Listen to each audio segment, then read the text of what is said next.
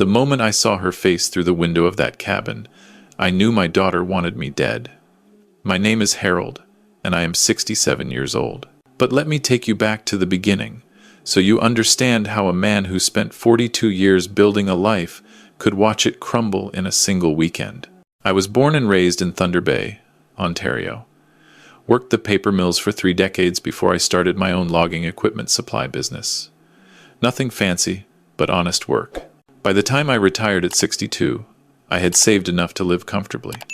A house paid off in full, investments that brought in steady dividends, and a lakeside cabin up near Kenora that my late wife Catherine and I had dreamed about since we were newlyweds. Catherine passed 4 years ago.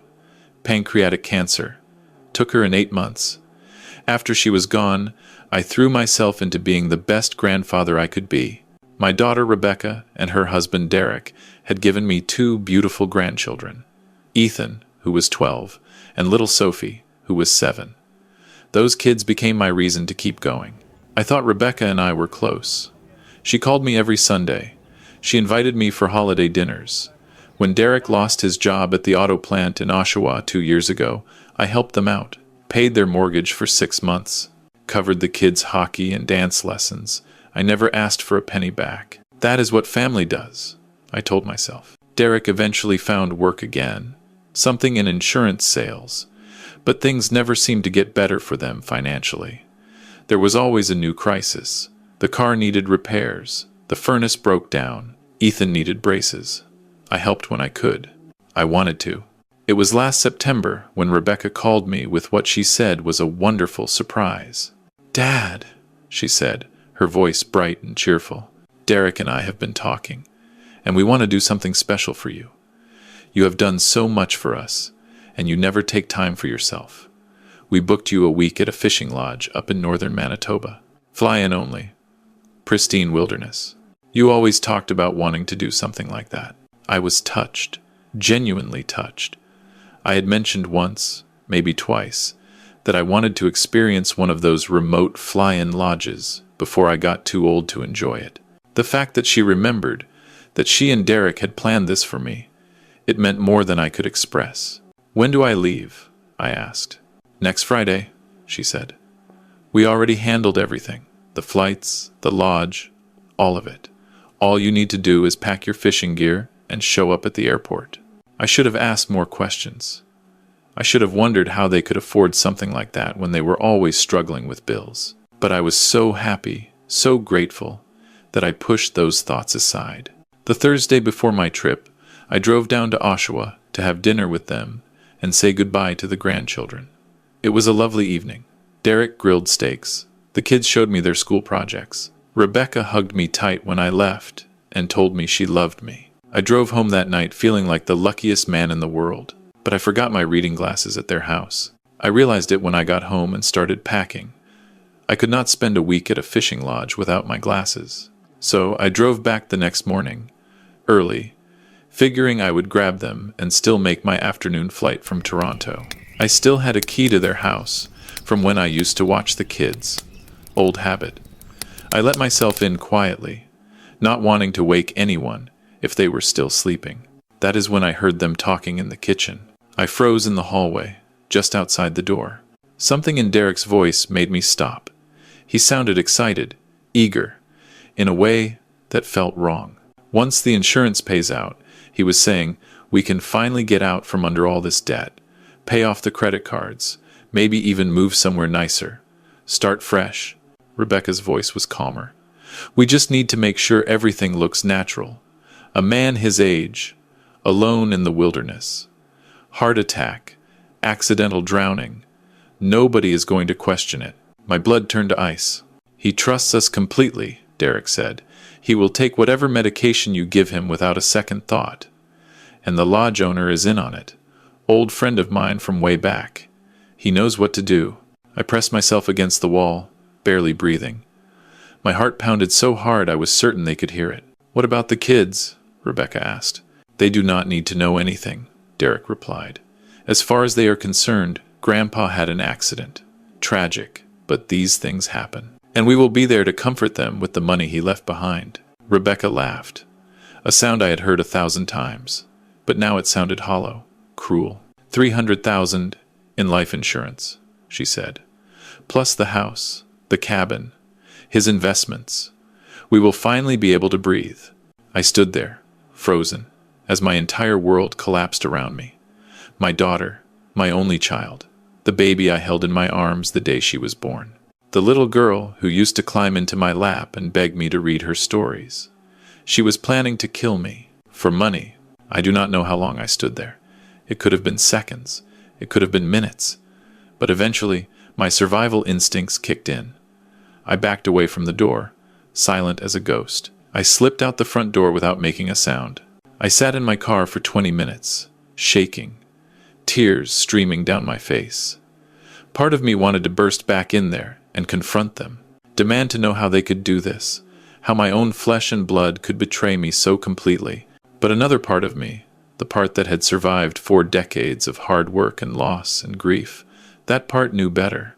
If I confronted them now, what would happen? They would deny everything, claim I misheard. And then what? They would know I was onto them. They would find another way. No. I needed to be smart about this. I needed evidence. I needed a plan. I drove home in a daze. My mind raced through the possibilities. Go to the police? With what? A conversation I overheard? They would laugh me out of the station, my word against theirs. And Derek was a charming man when he wanted to be. He could convince anyone of anything. I needed proof. And I needed help. I thought about who I could trust. My brother Frank had passed years ago. My few close friends were scattered across the country. And I could not involve the grandchildren. They were innocent in all of this. Then I remembered someone. A man named Arthur Blackwood. We had worked together at the paper mill decades ago, before I started my business. Arthur had gone into private investigation after he retired. He specialized in fraud cases, insurance scams, that sort of thing. We had not spoken in years, but I still had his number. I called him that afternoon. "Harold," he said, his voice warm with surprise. "It has been too long, old friend. How have you been?" "Arthur," I said, my voice cracking, "I need your help, and I need you to believe me, even if what I am about to tell you sounds insane." I told him everything. The trip, the conversation I overheard, my daughter and her husband plotting to kill me for my insurance money. There was a long silence on the other end. "Harold," he said finally, "I believe you, and I am going to help you, but you need to understand something. If we are going to take these people down, we need to be careful. We need evidence that will hold up, and we need to make sure you stay safe in the meantime." "What do you suggest?" I asked. "Go on the trip," he said. I thought I misheard him. "You want me to walk into a trap?" "I want you to walk into a trap that you control," he said. "Think about it. If you cancel now, they will know something is wrong. They will cover their tracks. They will find another way to get to you, and next time, you might not see it coming. But if you go, if you let them think their plan is working, we can catch them in the act." "And the lodge owner?" I asked. "Derek said he is involved." "Then we need to be prepared for that too," Arthur said. "I have contacts up north, people I trust. Let me make some calls. In the meantime, you go home and act normal. Do not let them suspect anything." It was the hardest thing I have ever done. I called Rebecca that evening and told her I was excited about the trip. I thanked her again for the thoughtful gift. I told her I loved her, and I wondered if she could hear the lie in my voice the way I now heard the lies in hers. Arthur called me back the next day with a plan. "The lodge is called Northern Solitude," he said, "run by a man named Victor Pruitt." I did some digging. Pruitt has a history, petty crimes in his 20s, fraud allegations that never stuck. He and Derek worked together at a camp up near Flin Flon about 15 years ago. They have stayed in touch. "So Derek was telling the truth," I said. "The lodge owner is part of this." "It gets worse," Arthur said. "Northern Solitude is about as remote as it gets. No cell service, no roads in or out. Only way there is, by float plane. If something happened to you out there, it would be days before anyone knew. And with Pruitt controlling the narrative, he could make it look like anything he wanted." My stomach churned. "How do we handle this?" "I am sending someone with you," Arthur said. His name is James Okonkwo, retired RCMP, one of the best investigators I ever worked with. He will be on that plane with you, posing as just another guest. He will have your back. Can we trust him? I asked. With your life, Arthur said. And that is exactly what you might be doing. The day of my departure arrived.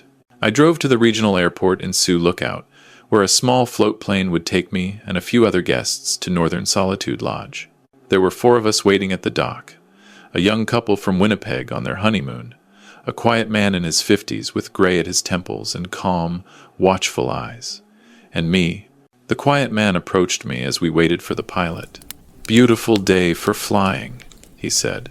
His voice was deep and steady.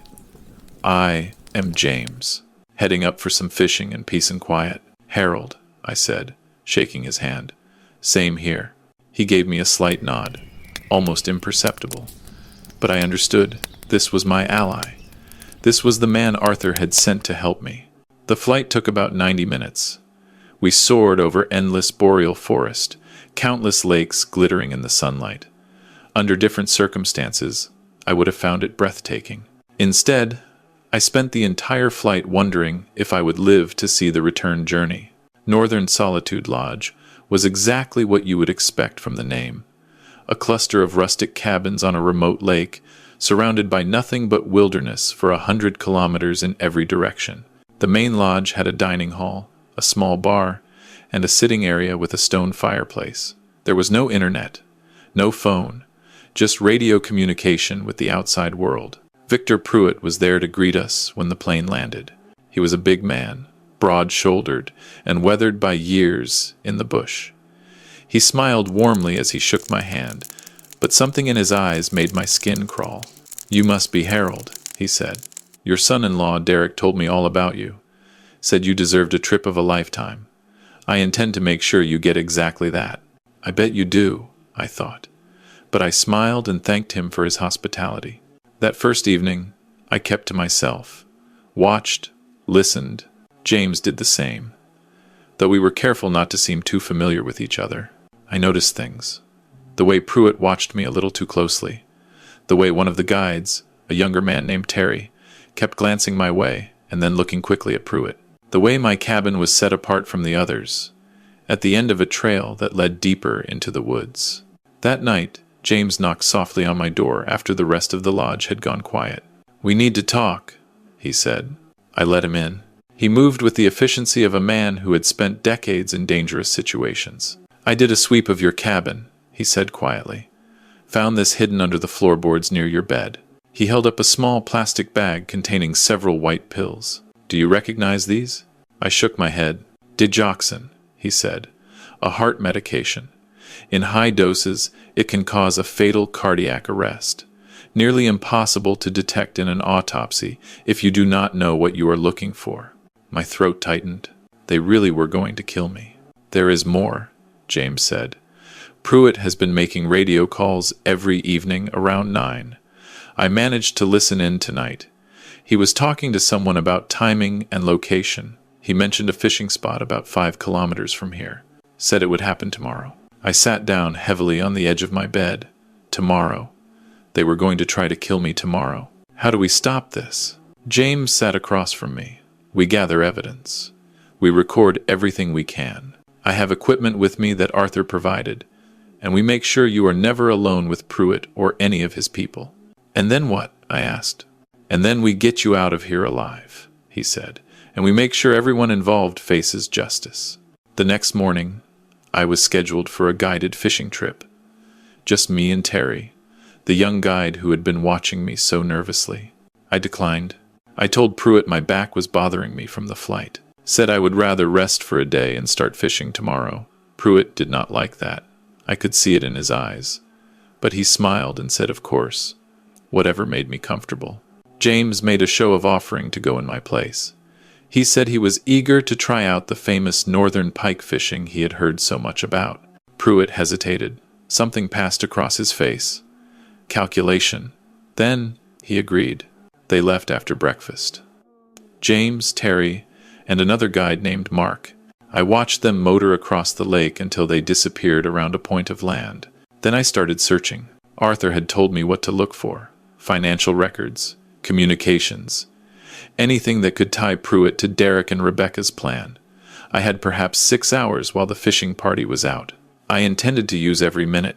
Pruitt's office was in the back of the main lodge. Locked, of course, but I had learned a few things over the years. A credit card and some patience got me through the door. Inside, I found exactly what I needed: a folder full of emails, printed out and filed, correspondence between Pruitt and Derek going back months. They had planned everything: the timing of my visit, the medication they would slip into my food, the fishing trip where I would conveniently suffer a heart attack and fall into the lake, the story they would tell the authorities. There was more. Bank statements showing payments from Derek to Pruitt. $10,000 deposited in March, another $15,000 in July, and a promise of $50,000 more once the life insurance paid out. I photographed everything with the small camera James had given me. My hands were shaking, but I forced myself to be thorough. Then I heard footsteps in the hall. I froze. The footsteps stopped outside the office door. "Victor," a voice called. It was the cook, a woman named Brenda. "Victor, are you in there? I need to talk to you about dinner provisions." The doorknob rattled. I looked around frantically. There was a window behind the desk, small, but big enough for me to squeeze through. I did not think. I just moved. I was out the window and crouched behind the lodge when Brenda opened the office door. I heard her mutter something about Pruitt never being where you needed him. Then the door closed again. I slipped back to my cabin and hid the camera under a loose board in the floor. Then I sat on the porch and pretended to read a book, my heart pounding like a drum. The fishing party returned that evening. James caught my eye as he walked past my cabin, a slight nod. Everything was going according to plan. But that night, things got dangerous. I was in the dining hall, picking at my dinner, when Pruitt sat down across from me. "Harold," he said, his voice friendly but his eyes sharp. "I was thinking, tomorrow we should get you out on the water. There is a spot about 5 kilometers north of here. Best fishing in the province. I would take you myself." I kept my face neutral. "That sounds wonderful, Victor, but I'm still feeling a bit off. Maybe the day after?" Pruitt's smile did not reach his eyes. "The weather is supposed to turn. Tomorrow might be our only chance." "I will think about it," I said. He stared at me for a long moment. Then he nodded and walked away. That night, James came to my cabin again. "He is getting suspicious," James said. "We need to move faster than I planned. What do you suggest? Tomorrow morning, I am going to radio for the float plane to come back early. Emergency pickup. I will tell Pruitt that I got a message from my family. Something urgent. We will both be on that plane when it arrives. And the evidence? I have already transmitted the key photos to Arthur via encrypted burst transmission. The equipment I brought can piggyback on Pruitt's radio frequencies. Arthur has everything he needs to go to the police. By the time we land in Sioux Lookout, there will be officers waiting to take statements." I nodded. "Then let us hope tomorrow goes smoothly." It did not. I woke to shouting. I looked out my window and saw Pruitt arguing with James near the dock. "Your radio call was intercepted," Pruitt was yelling. "You think I am stupid? You think I do not monitor my own frequencies?" James stood his ground. "I do not know what you are talking about." Pruitt pulled a handgun from his jacket. I did not think. I burst out of my cabin and ran toward them. "Stop!" I shouted. Pruitt spun toward me, his face twisted with rage. "You," he spat. "You were supposed to be easy. An old man alone in the wilderness, a heart attack nobody would question. But you had to bring help. You had to make this complicated." He raised the gun toward me. James moved faster than I would have thought possible for a man his age. He tackled Pruitt from the side. The gun went off, the shot echoing across the lake. I felt something hot graze my arm, but I did not stop moving. The young couple from Winnipeg had heard the commotion. They came running out of their cabin, confused and frightened. The wife screamed when she saw the gun. Pruitt and James were struggling on the ground. Pruitt was bigger, but James had training and desperation on his side. He managed to knock the gun away. I grabbed it. My hands were shaking, but I kept it pointed at Pruitt. "It is over," I said. "Whatever Derek paid you, it is not worth this." Pruitt stopped struggling. He looked up at me with pure hatred. "You have no idea what you have done, old man." "I know exactly what I have done," I said. "I have survived." The float plane arrived 3 hours later. Arthur had contacted the RCMP after receiving the transmitted evidence, and they had scrambled a plane with officers on board. Pruitt was arrested on the spot. So was Terry, who had been in on the plan from the beginning. Mark, the other guide, turned out to be innocent, just a seasonal worker who had no idea what his boss was up to. The bullet had grazed my upper arm, painful, but not serious. The paramedic on the plane bandaged it up and said I was lucky. Lucky, I thought. Was that what this was? The flight back to Sioux Lookout felt like an eternity and an instant, all at once. I stared out the window at the endless wilderness below, thinking about everything that had happened, everything that was still to come. When we landed, there were more RCMP officers waiting. And Arthur was there too, looking older than I remembered, but with the same sharp eyes. "You did good, Harold," he said, clapping me on the shoulder. "You did real good." "What happens now?" I asked. "Now we build the case," he said. "Pruitt is talking, trying to cut a deal. He is giving up everything about Derek and Rebecca's involvement." I nodded slowly. "My daughter, my own daughter." "I know this is hard," Arthur said quietly. "Harder than anything you have ever faced. But you did the right thing. You saved your own life, and you are going to make sure they face consequences for what they tried to do." I wanted to ask about the grandchildren, about Ethan and Sophie, who had no idea that their parents had tried to have their grandfather murdered, but I could not find the words. Not yet. The next few weeks were a blur of police interviews, legal consultations, and sleepless nights. Derek and Rebecca were arrested at their home in Oshawa. The evidence was overwhelming. The emails, the bank transfers, the testimony from Pruitt, who was eager to share blame. I did not see them in person, could not bring myself to, but I watched the news coverage, saw my daughter's face as she was led into the courthouse in handcuffs. She looked older than I remembered, harder, or maybe that was always who she was, and I just refused to see it. Derek tried to claim it was all his idea, that he had manipulated Rebecca into going along with it. But the emails told a different story. She had been an equal partner in planning my death. In some messages, she was the one pushing for faster action, the one worried they would not get the money in time to avoid bankruptcy. The trial was 6 months later, I testified. Told the court everything I had heard that morning in their kitchen, everything I had discovered at the lodge, everything Pruitt and Terry had planned to do to me. Derek got 20 years, Rebecca got 15, Pruitt got 12, Terry got 8. Justice, that is what everyone called it. Justice served. But it did not feel like justice to me. It felt like loss, like grief, like the death of something that could never be brought back. After the trial, I went home to Thunder Bay. I sat in my empty house and wondered what came next. The grandchildren were in foster care. Derek's parents wanted nothing to do with them, and Rebecca's were too elderly to take them in. I petitioned the court for custody. It took months of hearings and home visits and psychological evaluations. But in the end, they let me have them. Ethan was 13 by then.